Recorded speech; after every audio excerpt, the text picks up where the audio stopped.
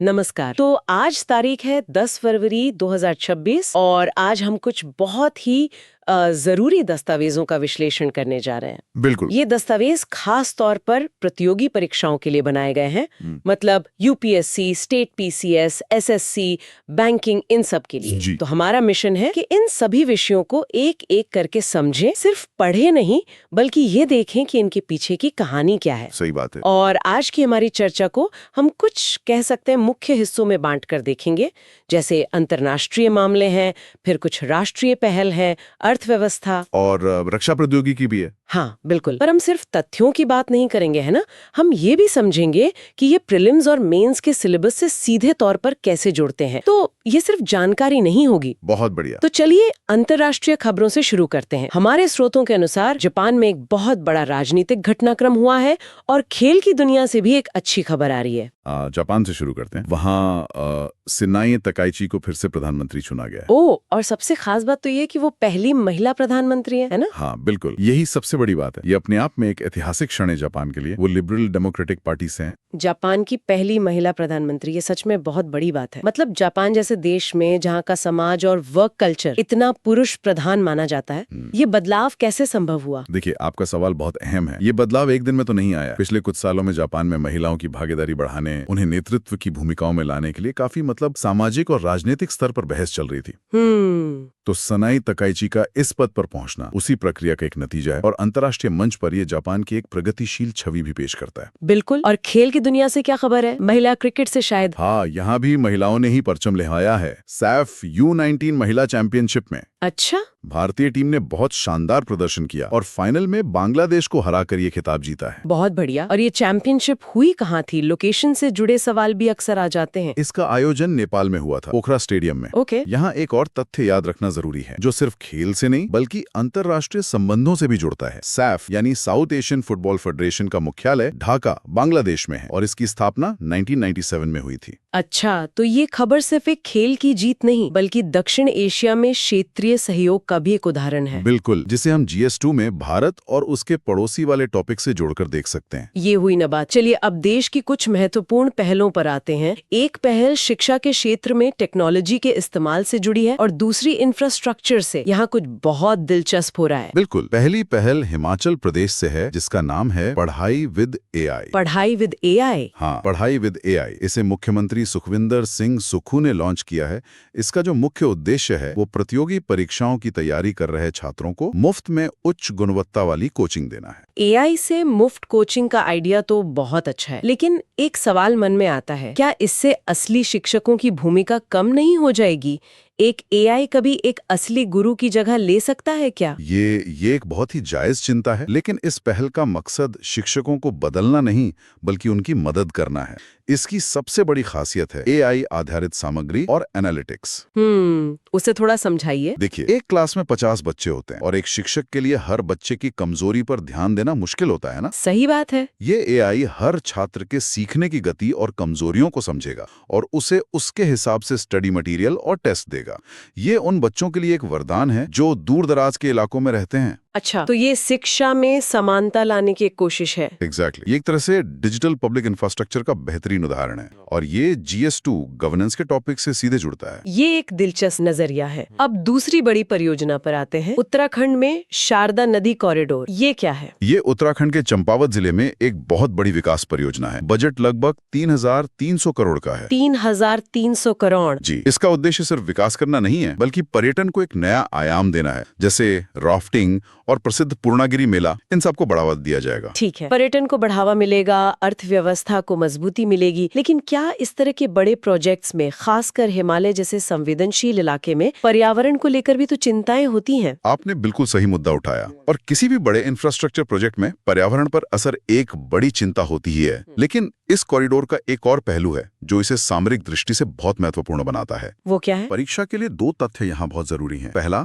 शारदा नदी को इसके ऊपरी हिस्सों में काली नदी के नाम से जाना जाता है। ओके। और दूसरा, यह नदी भारत और नेपाल के बीच एक प्राकृतिक सीमा बनाती है। ओ, तो ये सिर्फ एक टूरिज्म प्रोजेक्ट नहीं है? बिल्कुल नहीं। ये GS3 के तहत वाइब्रेंट विलेज जैसी योजनाओं का हिस्सा है, जहां सीमावर्ती क्षेत्रों में विकास को सुरक्षा के एक उपकरण के रूप में इस्तेमाल किया जा रहा है। जब सीमा पर विकास होता होता है तो वहाँ घुसपैठ जैसी गतिविधियां भी कम होती हैं। एक तरफ सरकार सीमा पर फिजिकल इंफ्रास्ट्रक्चर बना रही है, तो वहीं दूसरी तरफ एक कंपनी ने अपने फिजिकल स्टोर्स के नेटवर्क का इस्तेमाल करके ही अर्थव्यवस्था में एक नया कीर्तिमान बना दिया है। आप वॉलमार्ट की बात कर रही हैं? हाँ, इसने एक बहुत बड़ा कीर्तिमान बनाया है। ये पहली रिटेल कंपनी बन गई है जिसने $1 ट्रिलियन का मार्केट कैप पार किया है। लेकिन ये इतना खास क्यों है? एनवीडिया या अमेज़न जैसी कई टेक कंपनियां तो ये आंकड़ा पहले ही पार कर चुकी हैं। खास बात यही है, ये कोई टेक कंपनी नहीं है, यह एक पारंपरिक brick and mortar retail company है। देखिए, असली कहानी ये नहीं है कि एक रिटेल कंपनी ने ये मुकाम हासिल किया। तो असली कहानी क्या है? असली कहानी यह है कि रिटेल और टेक के बीच की लाइन अब लगभग खत्म हो चुकी है। वॉलमार्ट आज सिर्फ सामान नहीं बेचता, ये एक लॉजिस्टिक्स और डेटा कंपनी है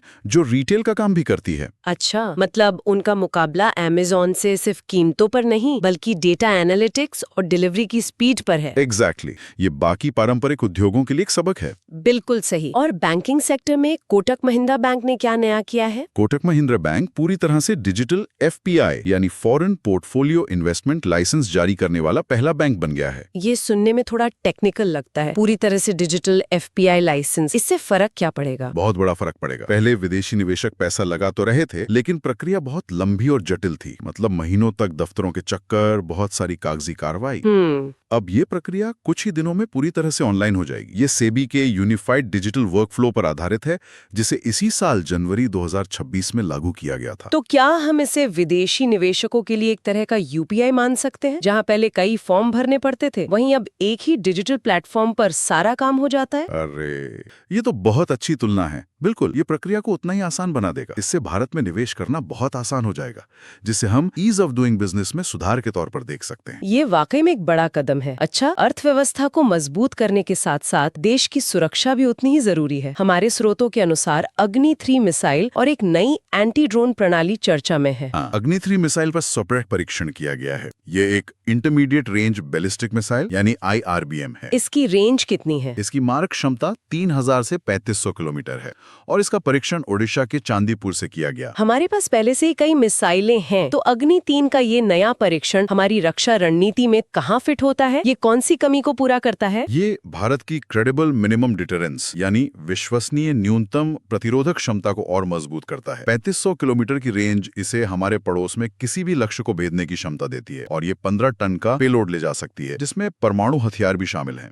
मतलब ये हमारी सेकंड स्ट्राइक कैपेबिलिटी को और पुख्ता करता है। बिल्कुल। और ये एंटी ड्रोन सिस्टम कहाँ लगाया गया है? आजकल ड्रोन से होने वाले खतरे, खासकर सीमा पार से तस्करी, काफी बढ़ गए हैं। इसी खतरे से निपटने के लिए देश का पहला एंटी ड्रोन सिस्टम तमिलनाडु के VO चिदम्बरनार पोर्ट पर स्थापित किया गया है, जो तूतीकोरिन में है। ये बहुत महत्वपूर्ण है क्योंकि ये भारत का पहला बंदरगाह है जिसे ऐसी सुरक्षा प्रणाली मिली है। जी हाँ, इसका मुख्य काम है अवैध ड्रोन्स का पता लगाना और उन्हें हवा में ही निष्क्रिय कर देना। ये तो सीधे सीधे आंतरिक सुरक्षा से जुड़ा मामला हो गया। बिल्कुल, और ये सीधा GS3 के आंतरिक सुरक्षा वाले हिस्से से जुड़ता है। आजकल नार्को टेररिज्म एक बड़ा खतरा है, जहां ड्रोन से ड्रग्स और हथियार भेजे जाते हैं। ये सिस्टम उसी खतरे से निपटने की एक मिसाल है। चलिए अब कुछ और महत्वपूर्ण तथ्यों पर ध्यान देते हैं, जिनमें एक महत्वपूर्ण नियुक्ति और एक विशेष दिवस शामिल है। ये सीधे सीधे प्रीलिम्स में पूछे जा सकते हैं। पहली खबर नियुक्ति से जुड़ी है। कार्डिनल पूला एंथोनी को Catholic bishops conference of India मतलब CBCI का अध्यक्ष नियुक्त किया गया है। ये सिर्फ एक नियुक्ति से ज्यादा है माँ, क्योंकि चर्च जैसी संस्था के भीतर सामाजिक सुधार और प्रतिनिधित्व को लेकर लंबे समय से बहस चल रही है। आपने इसकी सबसे महत्वपूर्ण बात को पकड़ लिया है। ये नियुक्ति 2 वजहों से खास है। एक तो वो आंध्र प्रदेश से हैं और दूसरा, जो कि सबसे महत्वपूर्ण है, वे इस पद पर पहुंचने वाले पहले दलित व्यक्ति हैं। ओह, हाँ, तो ये सामाजिक समावेशिता की दिशा में एक बहुत बड़ा और सकारात्मक संदेश देता है। बिल्कुल, और एक महत्वपूर्ण दिवस भी है। हाँ, 11 फरवरी को तस्करी विरोधी दिवस यानी एंटी स्मगलिंग डे के रूप में मनाया जाता है। इसका आयोजन FICC की एक पहल कैस्केड द्वारा किया जाता है। तस्करी को अक्सर ड्रग्स या सोने से जोड़कर देखते हैं, लेकिन इसका अर्थव्यवस्था पर क्या असर पड़ता है? इसका अर्थव्यवस्था पर बहुत गहरा और नकारात्मक असर पड़ता है। जब सामान की तस्करी होती है तो सरकार को टैक्स का भारी नुकसान होता है और तस्करी से कमाया गया पैसा अक्सर आतंकवाद और दूसरी अवैध गतिविधियों को फंड करने में इस्तेमाल होता है। अच्छा, तो ये दिवस इसी आर्थिक प्रभाव के बारे में जागरूकता फैलाने के लिए है। जी। तो आज हमने कई अहम मुद्दों पर बात की। चलिए जाते जाते आज की चर्चा से निकले मुख्य बिंदुओं को एक बार फिर से दोहरा लेते हैं, एक क्विक रिवीजन जैसा। जरूर। तो आज हमने देखा कि कैसे टेक्नोलॉजी हर सेक्टर को बदल रही है, चाहे वो हिमाचल में पढ़ाई विद एआई के जरिए शिक्षा हो या वॉलमार्ट का रिटेल की दुनिया को बदलना हो। सही। और हमने ये भी देखा कि कैसे इंफ्रास्ट्रक्चर, चाहे वो शारदा कॉरिडोर हो या एंटी ड्रोन सिस्टम, अब सिर्फ विकास का नहीं बल्कि देश की सुरक्षा का भी एक अहम हिस्सा बन गया है। बिल्कुल। और सामाजिक बदलाव की झलक भी देखी हमने। जापान की पहली महिला प्रधानमंत्री और भारत में सीबीसी के पहले दलित अध्यक्ष की नियुक्ति में। और कुछ छोटे लेकिन महत्वपूर्ण तथ्य भी, जैसे global teacher prize 2026, Robal Negi, बुजुर्ग बजट पेश करने वाला पहला राज्य केरल, 100% बीमा वाला जिला, अलवर राजस्थान, और आईसीसी U19 पुरुष विश्व कप विजेता भारत। बहुत खूब। और आखिर में अनुच्छेद 32, संवैधानिक उपचारों का अधिकार। तो आज हमने 10 फरवरी की करंट अफेयर्स को कई अलग अलग पहलुओं से देखा, अंतर्राष्ट्रीय खबरों से लेकर रक्षा, अर्थव्यवस्था और परीक्षा के लिए उनके महत्व तक। हाँ, और जाते जाते एक सवाल छोड़कर जा रहा हूँ जिस पर सोचा जा सकता है। हमने देखा कि कैसे पढ़ाई विद एआई जैसी पहल शिक्षा के अंतर को कम कर सकती है और शारदा कॉरिडोर जैसी परियोजनाएं सीमा पर सुरक्षा के साथ साथ विकास भी ला सकती हैं। तो इस पर विचार करने के लिए एक दिलचस्प सवाल ये उठता है कि भविष्य में प्रौद्योगिकी